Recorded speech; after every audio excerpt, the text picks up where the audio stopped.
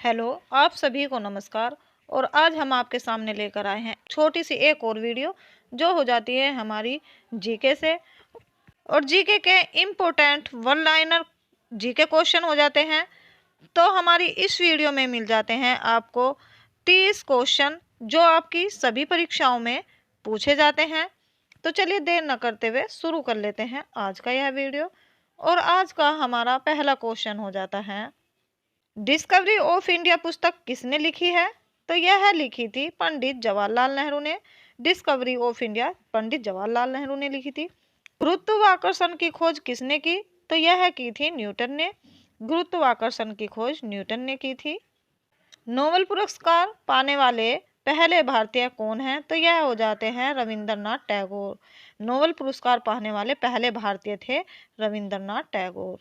द्रोणाचार्य पुरस्कार किससे संबंधित है? तो यह हो जाते हैं खेल में सर्वश्रेष्ठ कोच से संबंधित।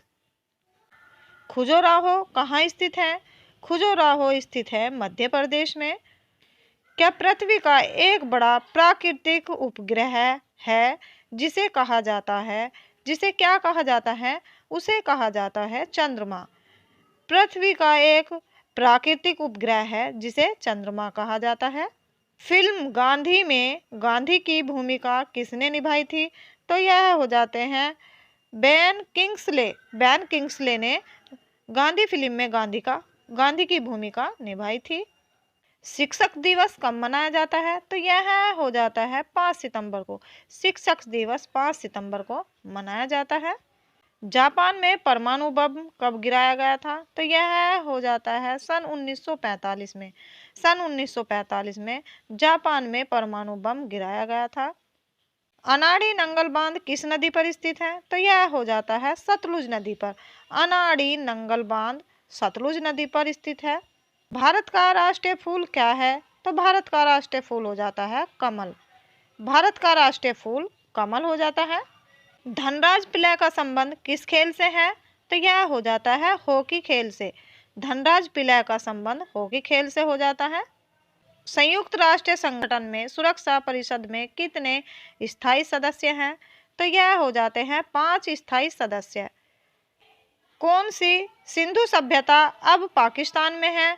तो यह हो जाती है हड़प्पा सभ्यता।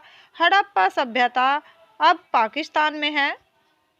मध्यकाल में दक्षिण भारत विशेषकर मराठा साम्राज्य में किस प्रकार के कर वसूल किए जाते हैं? तो यह हो जाते हैं चौथ और सरदेशमुखी। भूदान आंदोलन किसने शुरू किया था? तो यह किया था विनोबा भावे ने। विनोबा भावे ने भूदान आंदोलन शुरू किया था। भारत में अंग्रेजी शिक्षा की शुरुआत किसने की थी? तो यह की थी लॉर्ड मैकाले ने। और कौन से सन में की थी? यह सन हो जाता है 1835 ईस्वी में। फ्लाइंग सिख के नाम से किसे जाना जाता है? तो यह जाना जाता है मिल्खा सिंह को। मिल्खा सिंह को फ्लाइंग सिख के नाम से जाना जाता है। नींबू और आम में कौन सा विटामिन पाया जाता है? तो यह पाया जाता है विटामिन सी। नींबू और आम में विटामिन सी पाया जाता है। पृथ्वी एक चक्कर पूरा करती है। पृथ्वी एक चक्कर पूरा करती है तो यह कितने दिन में पूरा करती है? यह करती है 365 दिन में। 365 दिन में पृथ्वी अपना एक चक्कर पूरा करती है। इनकलाब जिंदाबाद का नारा किसने दिया था? तो यह दिया था सरदार भगत सिंह ने। इनकलाब जिंदाबाद का नारा सरदार भगत सिंह ने दिया था। मसौदा संविधान समिति के अध्यक्ष कौन थे? तो यह हो जाते हैं डॉक्टर भीमराव अंबेडकर। त्रिस्तरीय पंचायती राज व्यवस्था, राज व्यवस्था में सर्वोच्च स्थान कौन सा है? तो यह हो जाता है जिला परिषद।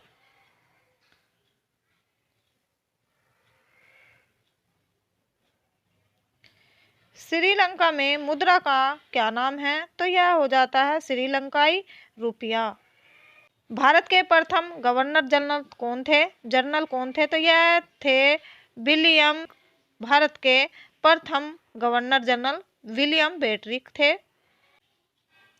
पृथ्वी के निकट वायुमंडल की सबसे निचली परत कौन सी है? तो यह हो जाती है क्षोभ मंडल। भारतीय सेना में विजेता का नाम क्या है? तो यह हो जाता है एक युद्धक टैंक। एक युद्धक टैंक हो जाता है। प्रसिद्ध सिनेमाई अभिनेता पृथ्वीराज कपूर और राज कपूर का क्या संबंध है? तो यह संबंध है पिता और पुत्र का। इन दोनों में पिता और पुत्र का संबंध है। भारत का कौन सा राज्य चाय उत्पादन के लिए जाना जाता है? तो असम। असम एक ऐसा राज्य है जो चाय उत्पादन के लिए जाना जाता है। इसी तरह की और वीडियो देखने के लिए चैनल को सब्सक्राइब जरूर कर लें और मिलते हैं नेक्स्ट वीडियो में। तब तक के लिए नमस्कार।